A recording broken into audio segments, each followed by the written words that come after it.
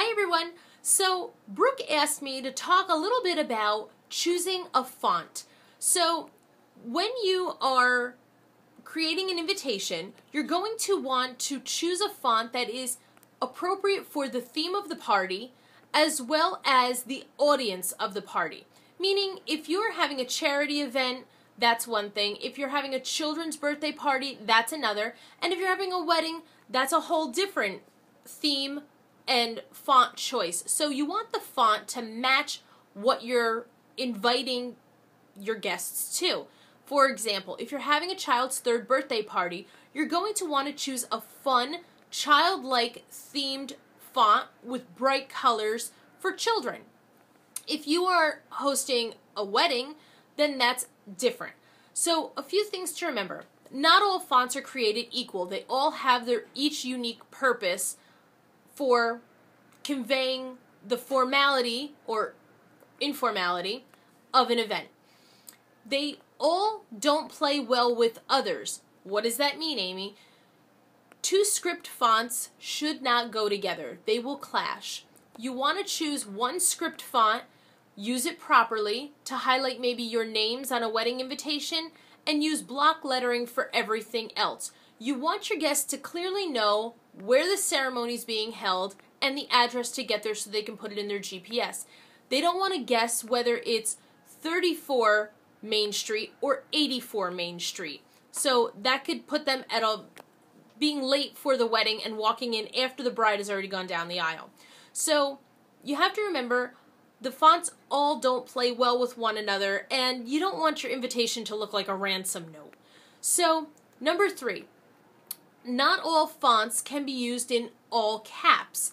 Meaning, have you ever tried to send an email, you were using Monotype Cursiva, and you typed the word RSVP, or the abbreviation acronym RSVP? It looks weird. Why does that look so weird? It's RSVP. Why does that? Because that font is not appropriate to use in all caps. So you need to remember that when you are using that on an invitation.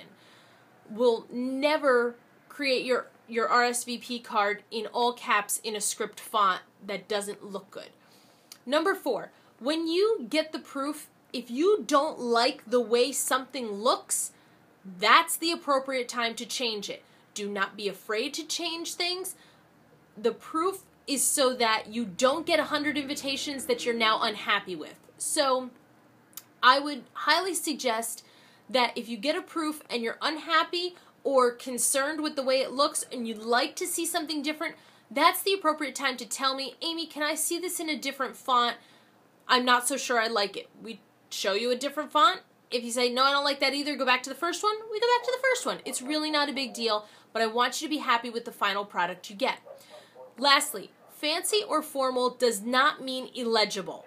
So if you are choosing a font strictly because you think that it's the formal choice and you want to be formal, it needs to be legible. Like I said before, you don't want guests showing up to the ceremony a half an hour late because they thought they were going to 84 Main Street and not 34 Main Street. So I will be here to help you, and if I feel like like your name is not going to look right in a certain font, that I don't know if it's an F or a G or an S, because of the elaborate script and swirls and serifs used on many fonts, I'm going to let you know. So that is just a little bit about font choice. I hope that helps. I really encourage you to find someone, much like myself, who will help coach you through that, and if something's not going to look good, we'll be bold enough to tell you that. So if you have any questions about font choices or what's appropriate for what event, give me a call. Let's talk about it, and have a great event. Bye.